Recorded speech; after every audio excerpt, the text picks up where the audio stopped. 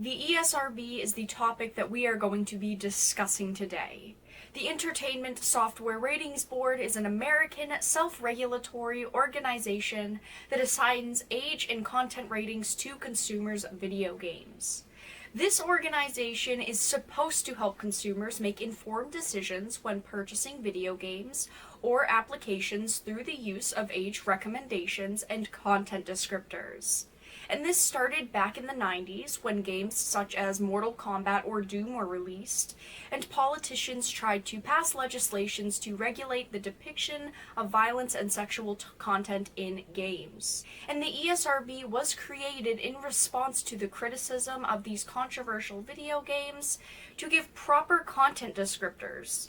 But now, we are finally getting a look into the ESRB, and it is definitely not a good one. This is a topic that I discuss a lot, and when I saw other people and other YouTubers like Yang Ya or Angry Joe discussing it, I felt it was important to go over it and give my opinion on it.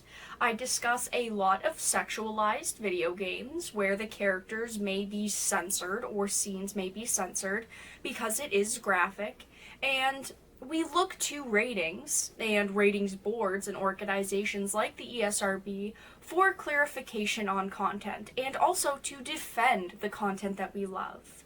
We defend it by saying this content is acceptable because it is an M rating or because it is an adult-only rating. But we are finally figuring out a lot of news about the ESRB, and that is what I wanted to discuss today. Basically, we have found out that the game studios that are submitting their games to the ESRB have to fill out an application with specific information about the title and attach a 2-minute long video of whatever they feel like describes the game accurately for the ESRB's employees to examine. Who decides which rating should be assigned? ESRB ratings for physical boxed video games are based on the consensus of at least 3 specially trained raters who collectively assess a game's content and deliberate about what rating should be assigned to a game. Some raters are also required to playtest games post-release to ensure that complete and accurate content disclosure was provided to the ESRB when it was originally submitted for rating. There's honestly so much to dissect here. First of all, I raise the question of who these trained raters are. I think that it is perfectly fine if we do not know the identity of these employees, because it does help protect them from corporate interests. I just do not care what their names are, but we need to know what their expertise is and what are the qualifications that they have to make these determinations. And they're saying 3 ratings experts rate games. I would be more than happy with that number if they were actually playing the game, even if it was not a full playthrough, because we know games can be hundreds of hours long. Maybe just a full day of testing would be suitable. Obviously, that would end up being the organization's decision of what their employees do, but they are literally watching a 2-minute long trailer, maybe checking off a few boxes, maybe writing down some keywords and reading over the application. They are not even paying these raters to play a single minute of the title.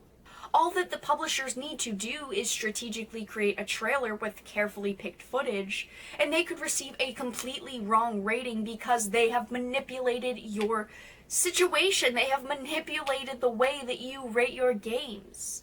I really question at this point how legitimate these ratings can even be. And depending upon the expertise these people have, should the same people be rating the game based on its sexual and violent content and also its monetization methods when we do not really know their qualifications and what they are in the first place? If we go back to the creation of the ESRB, these monetization methods did not exist. All they were looking at was the depiction of violence and sexual content in the titles.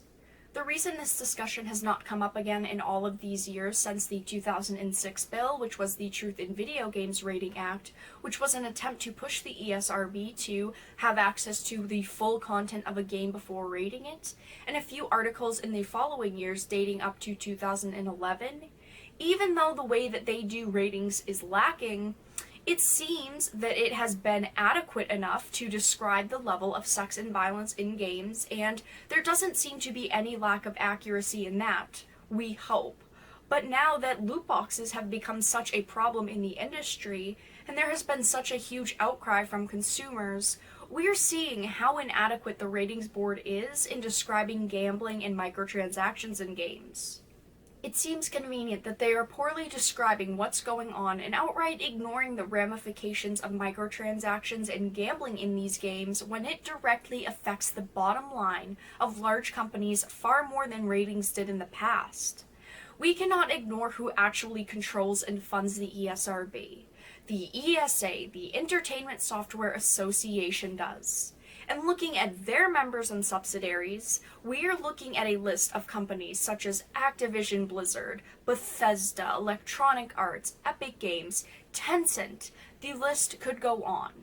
It could possibly be due to the ESRB's lack of understanding of gambling in general, but the companies that fund them definitely understand, and some of them are taking advantage of the fact that the ESRB may not understand. In the end, the ESRB is a necessary evil that we need to fix, and they must create new guidelines for microtransactions and simulated gambling that apparently do not exist because they fail to recognize the impact of them. And I would hate to see government regulations dictate anything that has to do with the video game industry. We do not want that to happen, but we do not also want the organization to be influenced by the corporations it serves. Government oversight is something that we want to make unnecessary, and a self-regulating video game and entertainment industry, I believe, will always be a healthier industry. But that is all that I wanted to discuss in today's video. I really just wanted to go in depth with the ESRB. Do you think that they will change their guidelines and actually come to recognize simulated gambling and microtransactions in games? Or do you think that they will continue to play a blind eye and the employees will continue to only watch 2-minute trailers? If you enjoyed this video, please make sure to give it a like, and if you did not, make sure to give it a dislike. I appreciate your support either way. Make sure to consider supporting the channel in the links in the description, but I hope you all enjoyed, and I will talk to you all again in the next video really soon.